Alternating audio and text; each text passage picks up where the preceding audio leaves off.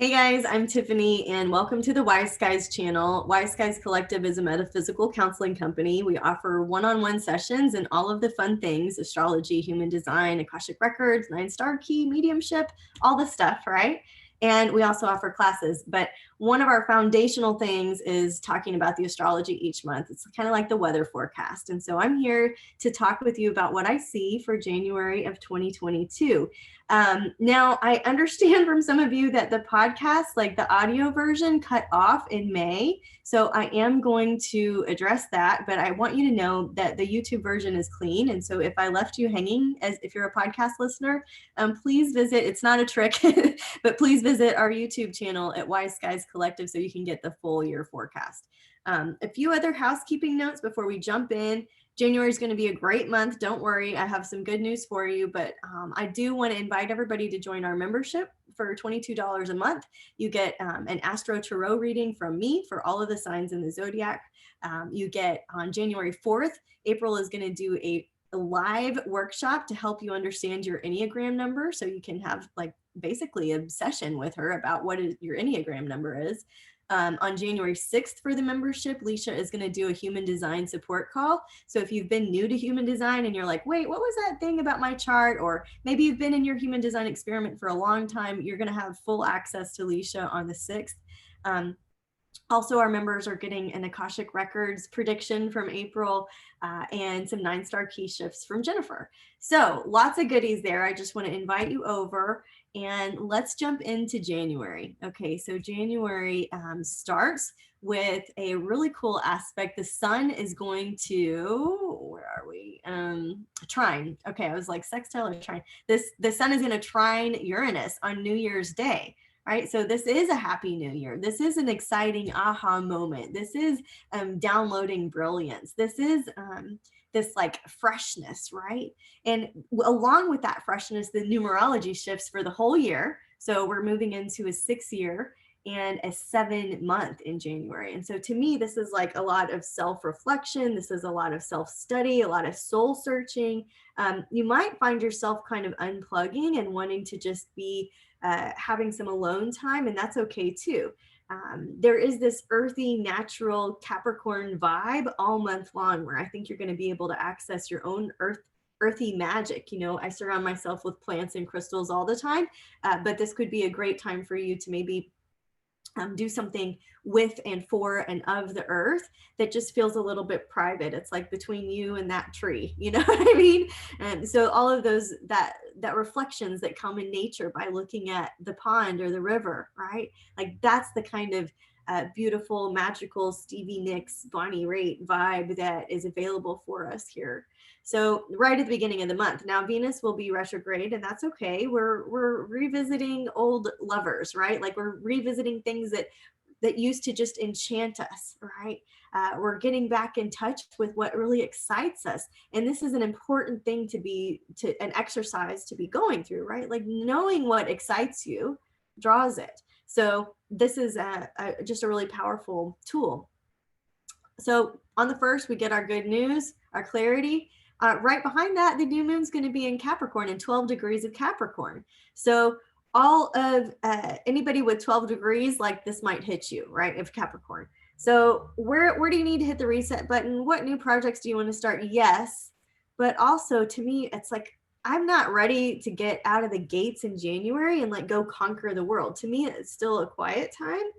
Even February to me is still and even March, right? It's still this like quiet, darker time of the year. So yeah, the new moon's in Capricorn, but do we have to look at it like we always look at it in terms of jobs and careers and goals and crushing things? Like, no, we don't. So there's a very magical underbelly side of Capricorn that is very alchemical, that is very magician card, right?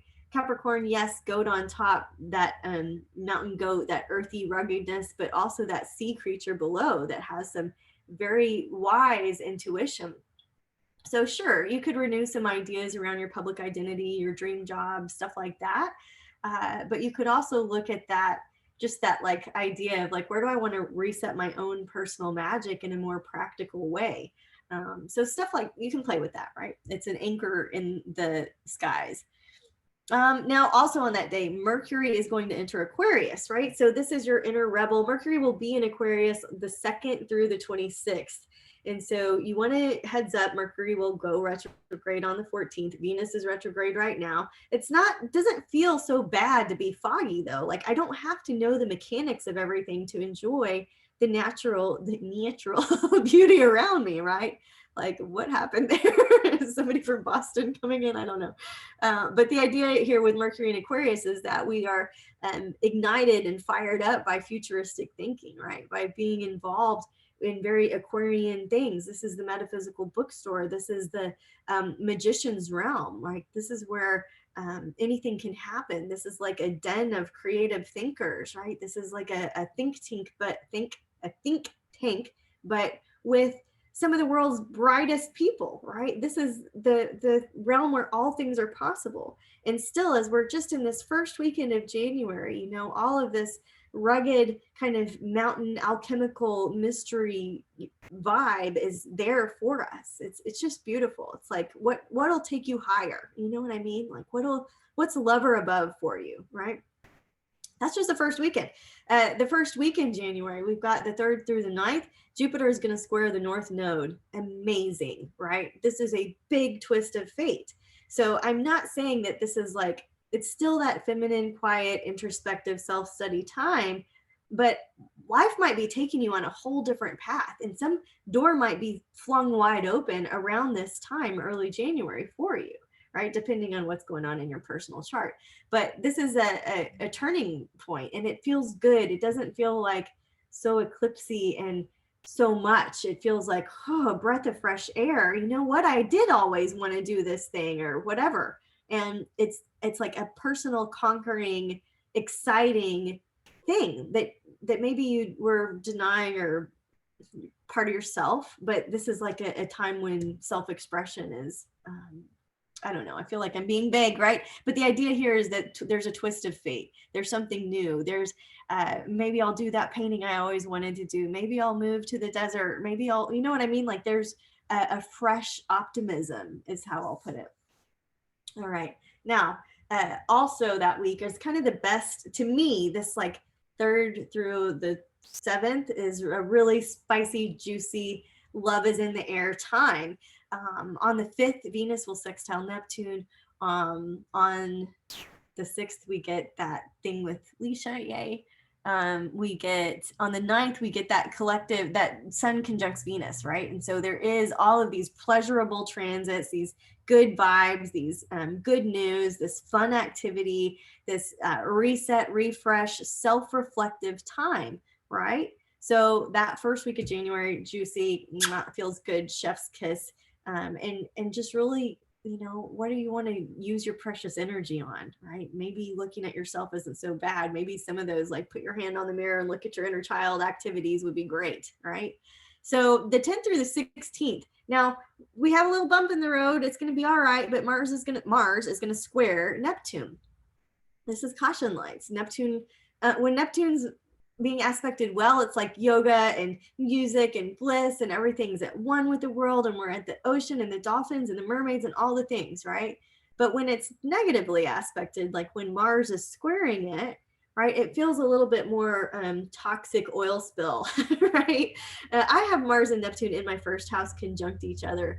And I was on the water ski team in college. I really, really wanted to be a marine biologist. It was my first major. I wanted to be on the top of the pyramid with the water skiers. And I had all of this water momentum, Mars and Neptune together, spiritual vision, right? Moving forward together.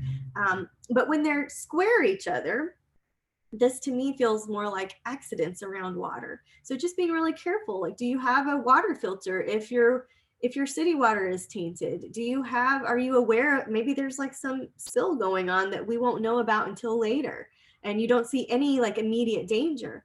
Maybe somebody drinks too much and they start their journey in AA, right? Maybe it's a time when you have a breakdown in order to have a breakthrough. Like, no, this is not okay. We are not allowing this toxic water situation to go anymore. You could watch that special like about Flint. I remember thinking it was like fascinating and how can this be happening kind of a way. So those are ideas to work with. safety first, right? Just safety first, just being really careful.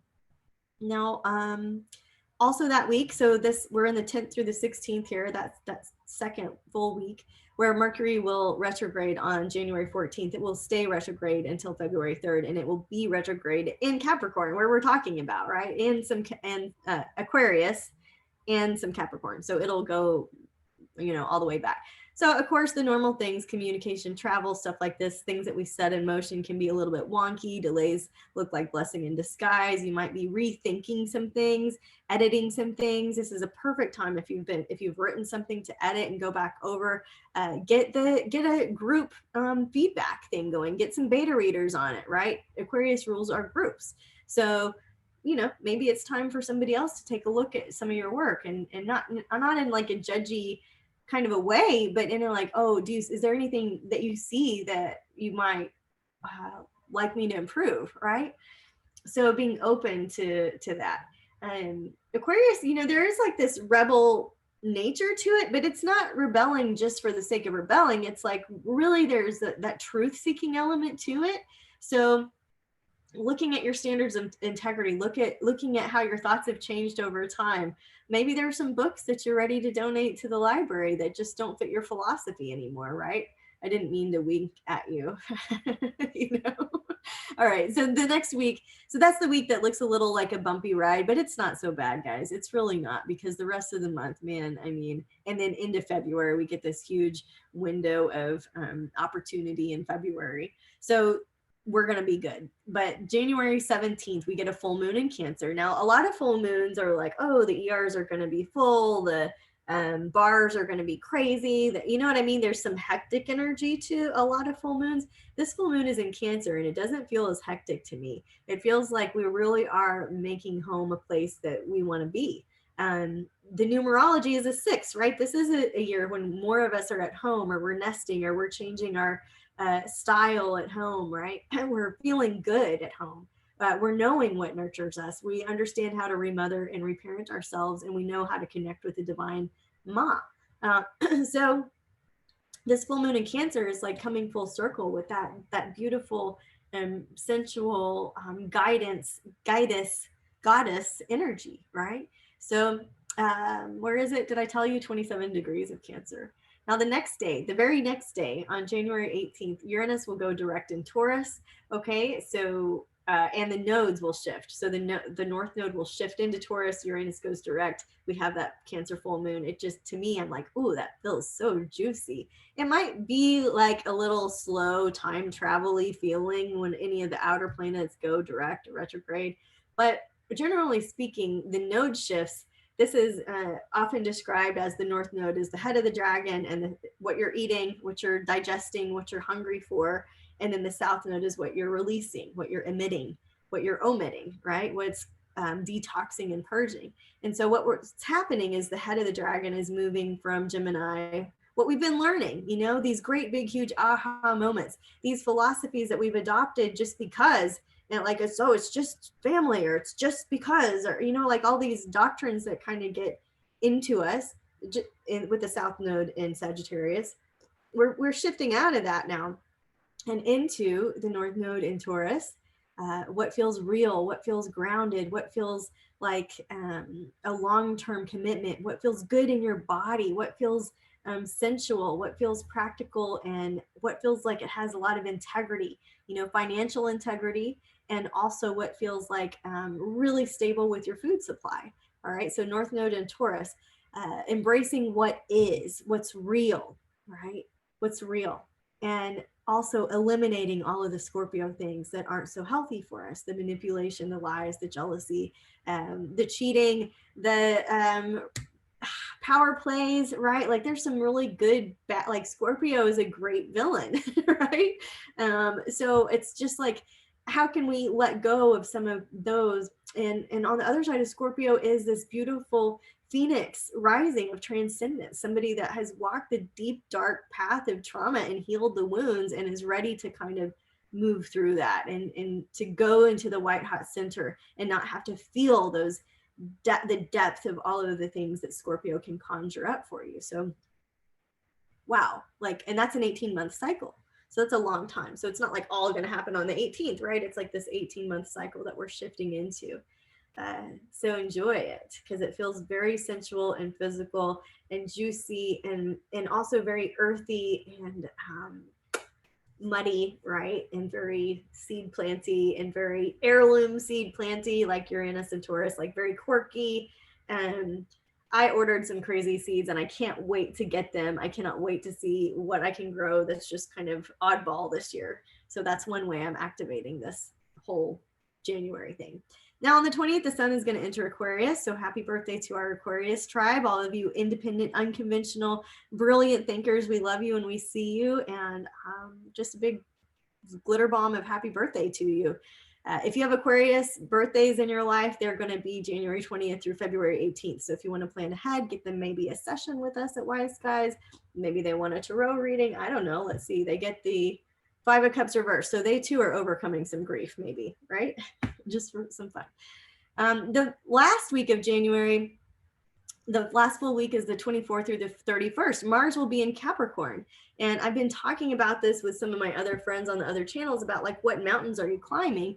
And I've been watching this whole like mountaineer, alpine experience, climbers. And I was so impressed with this team from Nepal that basically just shot every world record, like what used to take like a lifetime, they did in a few months.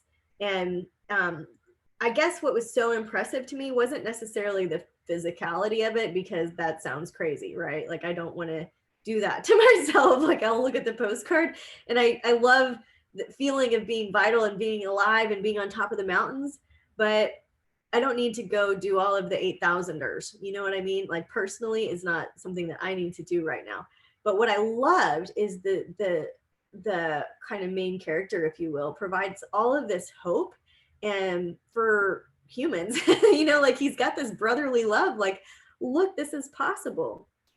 And one of the stories that I tell, so sorry if you guys have heard this one on repeat, was I was in the British Virgin Islands, a place that I used to go sailing with some friends for several years. And I was like in between things, and I was staying on this beautiful organic farm. And there was a farm manager, and he just was so inspiring, because he was doing all these very innovative techniques and things basically in the middle of nowhere on an island, right?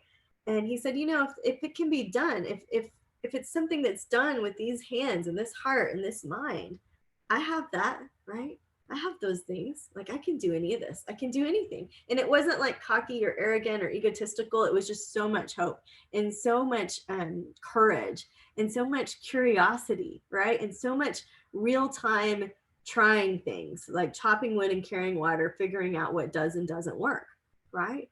So as Mars moves into Capricorn, why am I talking about this? Because it's like, what is fueling us to persevere? What is fueling us to keep us going? Where is our hope? Where is our drive? What are we excited about? What mountain are you climbing, right? So this can be something you consider. You know, what's really holding you back from greatness is you, right? We all know this. So on the 29th, Venus is going to go direct in Capricorn. Things are going to feel more clear in terms of food and finances and love and relationships and things that we want to commit to and things that we don't want to commit to. But the idea here is like Capricorns to me represents our elders, and Venus more of our grandmothers, you know?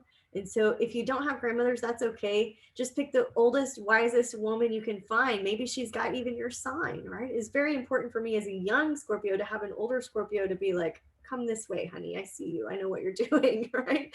And so finding that like older female, and you could sit there and just enjoy and just soak up everything that they have to say. Or you could also just send them a gift, right? Like, I'm thinking about you. You've impacted my life. I love you so much. And send them a special card or some flowers or some plant seeds or something fun, you know? So spending some time with your older females is wise, I think. Now, they don't have to be females. It's just your mentors, your mountains, the rocks. It can be Mother Earth. And we're just looking, you know, how has our life pivoted? This has been a pivotal month, but in a good, gentle, sweet, purposeful, internally initiated way, right?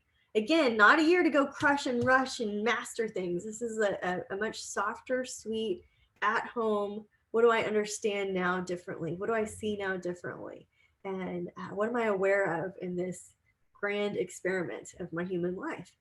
I want to give you a little bit of sneak peek into February. February 1st, our new moon is going to be on the first day of the month. How delicious is that for all of our quad left thinkers like me? Delicious, right? Wishes for the future on the 1st of February. Then Jupiter is going to sextile Uranus on the 18th. One of the biggest transits of the year, one of the biggest good transits of the year. We're going to be feeling it some in January too. It's going to overshadow, like it's going to juju us up in a good way. But then it will release on February 18th. Now, 2 days later, the United States starts its first of 3 Pluto return hits. And that's okay. It is, the turning of the nation is upon us.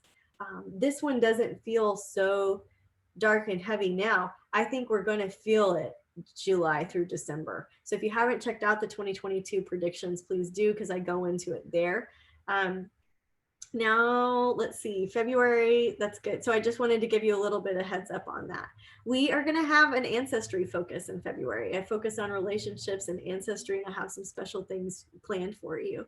The bad news is that we're not offering workshops to the general public anymore. We're only offering those for our members. Our membership is $22 a month.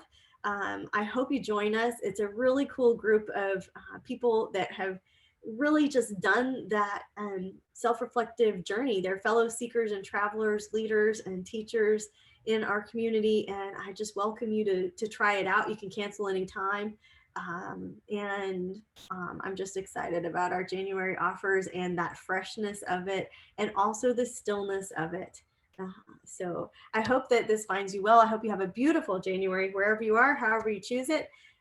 Just keep loving yourselves, guys. And namaste.